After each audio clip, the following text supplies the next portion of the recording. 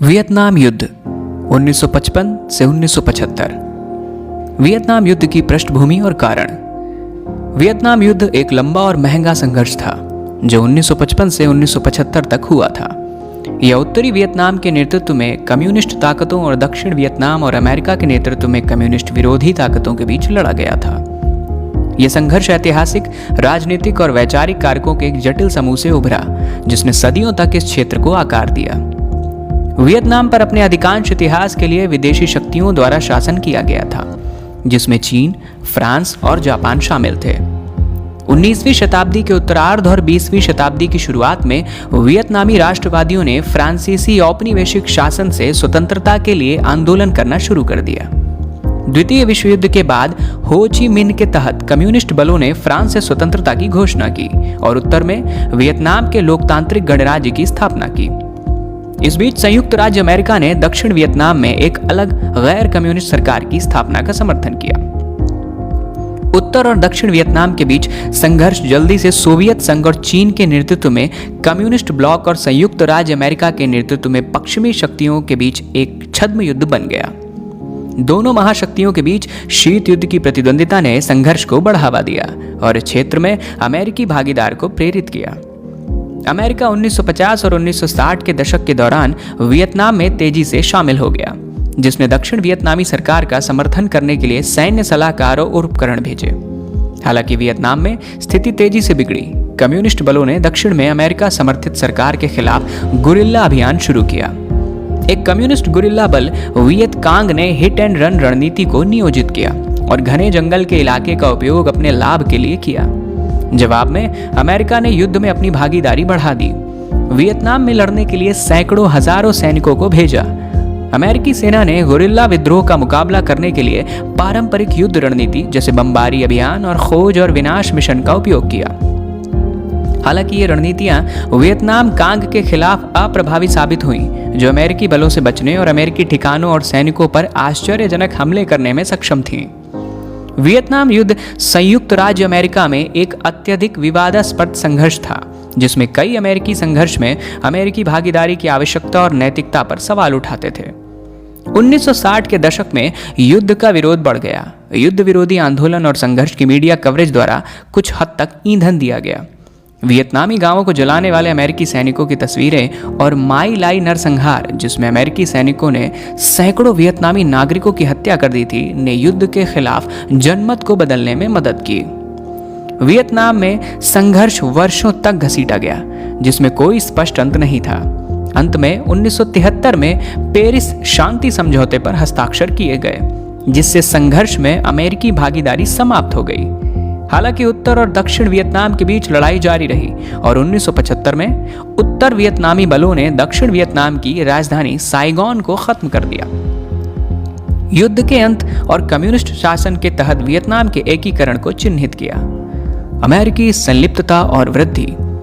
Vietnam युद्ध में संयुक्त राज्य अमेरिका की भागीदारी 1950 के दशक की शुरुआत में शुरू हुई, जब अमेरिका ने दक्षिण वियतनामी सरकार का समर्थन करने के लिए सैन्य सहायता और सलाहकार प्रदान किए।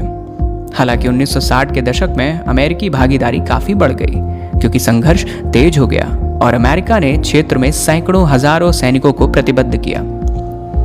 अमेरिकी संलिप्तता का एक प्रमुख कारण दक्षिण पूर्व एशिया के साम्यवाद के प्रसार को रोकना था। अमेरिका ने वियतनाम में संघर्ष को सोवियत संघ और चीन के नेतृत्व वाले कम्युनिस्ट ब्लॉक और अमेरिका के नेतृत्व वाली पश्चिमी शक्तियों के बीच छद्म युद्ध के रूप में देखा। अमेरिकी सरकार का मानना था कि अगर दक्षिण वियतनाम कम्युनिस्टों के लिए गिर गया तो क्षेत्र के अन्य देश सूट का पालन करेंगे, जिससे कम्युनिस्ट विस्तार का डोमिनो प्रभाव होगा। 1964 में टोकिन की खाड़ी की घटना के बाद वियतनाम में अमेरिकी भागीदारी तेजी से बढ़ी, जिसमें उत्तरी वियतनामी नौकाओं ने अमेरिकी नौसेना के जहाजों पर कथित रूप से हमला किया। इसने टोनकिन की खाड़ी के प्रस्ताव को पारित कर दिया, जिसने राष्ट्रपति लिंडन बी जॉनसन को संघर्ष में अमेरिकी भागीदारी को बढ़ाने के लिए व्यापक शक्तियां दी। अमेरिकी सेना ने वियतनाम में कम्युनिस्ट बलों को बमबारी अभियान, खोज और विनाश मिशन और एजेंट ऑरेंज जैसे रासायनिक एजेंटों के उपयोग सहित कोशिश करने के लिए कई रणनीतियां नियोजित की। हालांकि अमेरिकी सेना अक्सर वियतनाम कांग द्वारा गुरिल्ला रणनीति और घने जंगल के इलाकों के उपयोग से निराश थी, जिससे दुश्मन बलों की पहचान करना और संलग्न करना मुश्किल हो गया था। युद्ध का विरोध बढ़ने के बावजूद अमेरिकी सरकार ने अपनी भागीदारी को बढ़ाना जारी रखा। संघर्ष के लिए अधिक सैनिकों और संसाधनों की प्रतिबद्धता। 1968 में टेट आपत्तिजनक, जिसमें वियतनाम कांग ने अमेरिकी बलों पर अचानक हमला किया, संघर्ष में एक मोड़ था। हालांकि अमेरिका ने अंततः हमले को पीछे हटा दिया, लेकिन आक्रामकता के पैमाने और तीव्रता ने अमेरिकी जनता को चौंका दिया और वियतनाम में अमेरिकी रणनीति पर सवाल उठाने के लिए कई लोगों को प्रेरित किया। वियतनाम युद्ध में अमेरिकी भागीदारी आखिरकार 1973 में पेरिस शांति समझौते पर हस्ताक्षर के साथ समाप्त हो गई।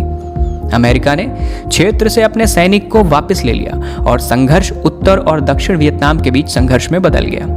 हालांकि लड़ाई जारी रही और 1975 में उत्तर वियतनामी बलों ने दक्षिण वियतनाम की राजधानी साइगॉन को खत्म कर दिया। युद्ध के अंत और कम्युनिस्ट शासन के तहत वियतनाम के एकीकरण को चिन्हित किया। जनमत को आकार देने में मीडिया की भूमिका। वियतनाम युद्ध मीडिया द्वारा भारी रूप से कवर किए जाने वाले पहले युद्धों में से एक था, जिसमें जमीन पर संवाददाताओं और फोटोग्राफरों ने संघर्ष की दैनिक कवरेज प्रदान की थी। युद्ध के बारे में अमेरिका और अंतर्राष्ट्रीय स्तर पर जनमत तैयार करने में मीडिया ने महत्वपूर्ण भूमिका निभाई। संघर्ष की शुरुआत में युद्ध की मीडिया कवरेज काफी हद तक सकारात्मक थी, जिसमें संवाददाताओं ने दक्षिण वियतनामी बलों को प्रशिक्षित करने और लैस करने के अमेरिकी सेना के प्रयासों को उजागर किया था।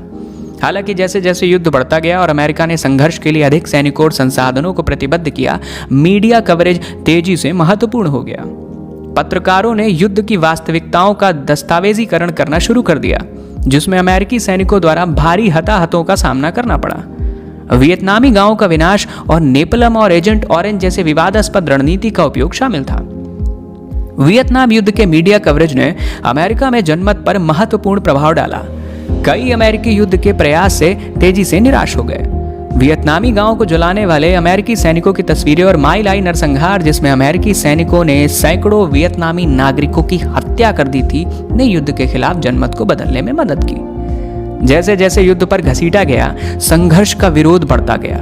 युद्ध विरोधी आंदोलन और संघर्ष की मीडिया कवरेज द्वारा ईंधन दिया गया। वियतनाम युद्ध के मीडिया कवरेज का अंतर्राष्ट्रीय स्तर पर भी प्रभाव पड़ा। दुनिया भर के कई देशों ने इस संघर्ष को करीब से देखा। युद्ध की छवियों और कहानियों ने अमेरिका की अंतर्राष्ट्रीय धारणाओं को आकार देने में मदद की। कई लोगों ने अमेरिका को संघर्ष में एक हमलावर के रूप में देखा। वियतनाम युद्ध के मीडिया कवरेज ने कई देशों में, विशेष रूप से विकासशील दुनिया में, अमेरिकी विरोधी भावनाओं को बढ़ावा देने में भी मदद की। वियतनाम युद्ध की मीडिया कवरेज ने भविष्य में संघर्षों की पत्रकारिता और मीडिया कवरेज पर गहरा प्रभाव डाला।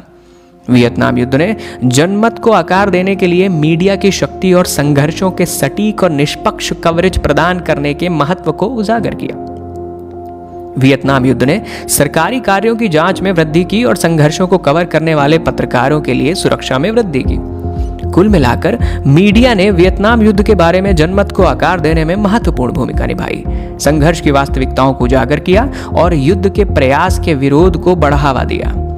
युद्ध की मीडिया कवरेज ने अमेरिका की अंतर्राष्ट्रीय धारणाओं को आकार देने में मदद की और भविष्य में संघर्षों की पत्रकारिता और मीडिया कवरेज पर गहरा प्रभाव पड़ा। गुरिल्ला युद्ध और रणनीति वियतनाम कांग द्वारा इस्तेमाल किया। वियतनाम युद्ध के दौरान वियतनाम कांग दक्षिण वियतनाम में संचालित एक कम्युनिस्ट गुरिल्ला बल था। उन्होंने गुरिल्ला युद्ध, तोड़फोड़ और घुसपैठ सहित बेहतर सुसज्जित और अधिक अमेरिकी और दक्षिण वियतनामी बलों के खिलाफ लड़ने के लिए कई रणनीतियां नियोजित की। वियत कांग द्वारा इस्तेमाल की जाने वाली प्रमुख रणनीति में से एक गुरिल्ला युद्ध था। उन्होंने अमेरिका और दक्षिण वियतनामी बलों के खिलाफ हिट एंड रन मामलों को नियोजित किया। इलाकों के अपने ज्ञान और स्थानीय आबादी के साथ आश्चर्यजनक हमलों को शुरू करने और फिर जल्दी से गायब होने की उनकी क्षमता को उपयोग किया। यह रणनीति अमेरिका और दक्षिण वियतनामी अभियान को बाधित करने में अत्यधिक प्रभावी थी और उनके बलों के बीच महत्वपूर्ण हताहतों का कारण बनी। वियतनाम कांग ने भी तोड़फोड़ की रणनीति का उपयोग किया, प्रमुख बुनियादी ढांचे और आपूर्ति लाइनों को लक्षित किया। वे अक्सर अमेरिका और दक्षिण वियतनामी आपूर्ति काफिलों पर हमले करते थे, वाहनों को नष्ट करते थे और आपूर्ति पर कब्जा करते थे। उन्होंने अमेरिकी सैन्य ठिकानों पर भी हमला किया, विमानों और अन्य उपकरणों को नष्ट कर दिया। वियतनाम कांग द्वारा इस्तेमाल की जाने वाली एक और महत्वपूर्ण रणनीति घुसपैठ थी। वे अक्सर स्थानीय समुदायों को खुद को एम्बेड करते थे, स्थानीय आबादी का समर्थन जीतने के लिए काम करते थे और अमेरिका और दक्षिण वियतनामी संचालन पर खुफिया जानकारी एकत्र करते थे। इस रणनीति ने उन्हें अत्यधिक समन्वित और प्रभावी हमले करने की अनुमति दी, जो अक्सर अमेरिका और दक्षिण वियतनामी बलों को गार्ड से पकड़ते थे। वियतनाम कांग ने बूबी जाल और अन्य तात्कालिक विस्फोटक उपकरणों को भी नियोजित किया, जो अमेरिका और दक्षिण वियतनामी संचालन को बाधित करने में अत्यधिक प्रभावी थे। ये जाल अक्सर जंगल में या इमारतों में छिपे होते थे और अमेरिका और दक्षिण वियतनामी बलों के बीच महत्वपूर्ण हताहतों का कारण बन सकते थे।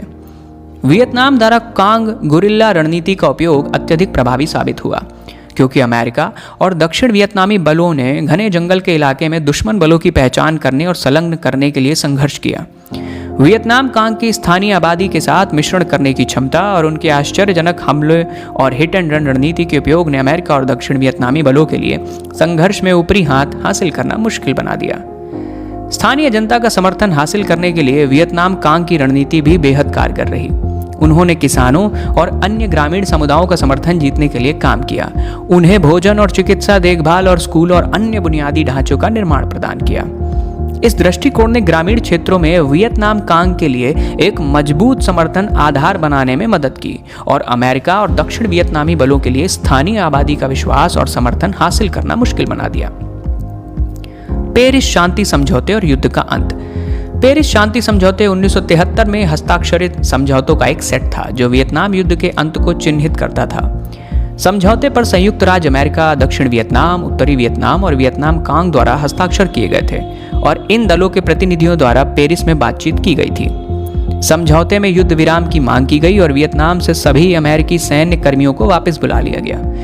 उन्होंने युद्ध बंदियों के आदान प्रदान और दोनों पक्षों के बीच एक राजनीतिक समझौता करने के लिए एक प्रक्रिया भी स्थापित की। हालांकि समझौते उन सभी मुद्दों को हल करने में सक्षम नहीं थे जिनके कारण संघर्ष हुआ था और देश के कुछ क्षेत्रों में लड़ाई जारी रही। समझौते पर हस्ताक्षर वियतनाम युद्ध के इतिहास में एक महत्वपूर्ण मील का पत्थर था। संयुक्त राज्य अमेरिका के लिए यह पहली बार था कि सरकार ने आधिकारिक तौर पर उत्तरी वियतनाम में कम्युनिस्ट सरकार की वैधता को मान्यता दी थी। उसने संघर्ष में अमेरिकी सैन्य भागीदारी को भी समाप्त कर दिया, जो एक दशक से अधिक समय तक चली थी और जिसके परिणाम स्वरूप दसियों हजार अमेरिकी सैनिकों की मौत हो गई थी। हालांकि समझौते वियतनाम में स्थायी शांति लाने में सक्षम नहीं थे। देश के कुछ क्षेत्रों में लड़ाई जारी रही और समझौते द्वारा कल्पना की गई राजनीतिक निपटान कभी भी वास्तविक नहीं हुआ। दक्षिण वियतनामी सरकार, जो अमेरिकी सैन्य समर्थन पर भारी निर्भर थी, ने अमेरिकी सैनिकों की अनुपस्थिति में देश पर नियंत्रण बनाए रखने के लिए संघर्ष किया। 1975 में उत्तर वियतनामी सेना ने दक्षिण के खिलाफ एक बड़ा हमला किया और कुछ ही हफ्तों में उन्होंने दक्षिण वियतनाम की राजधानी साइगोन पर कब्जा कर लिया। यह देश कम्युनिस्ट शासन के तहत एकजुट हो गया था और वियतनाम युद्ध समाप्त हो गया था। पेरिस शांति समझौते की उस समय कई लोगों द्वारा आलोचना की गई थी, क्योंकि वे संघर्ष के मूल कारणों को संबोधित करने में विफल रहे थे। कुछ लोगों ने तर्क दिया कि समझौते ने केवल एक अमेरिकी हार को औपचारिक रूप दिया है, जबकि अन्य लोगों ने तर्क दिया कि उन्होंने अमेरिका को अपने उद्देश्यों को पूरी तरह से प्राप्त किए बिना संघर्ष से पीछे हटने की अनुमति दी है। एकॉर्ड्स ने वियतनामी लोगों को पीड़ा दूर करने के लिए बहुत काम किया, जिन्होंने वर्षों के युद्ध और उसके बाद सहन किया था। वियतनामी युद्ध के बाद के वर्षों में पेरिस शांति समझौते को अमेरिकी इतिहास में एक महत्वपूर्ण मोड़ के रूप में देखा गया है।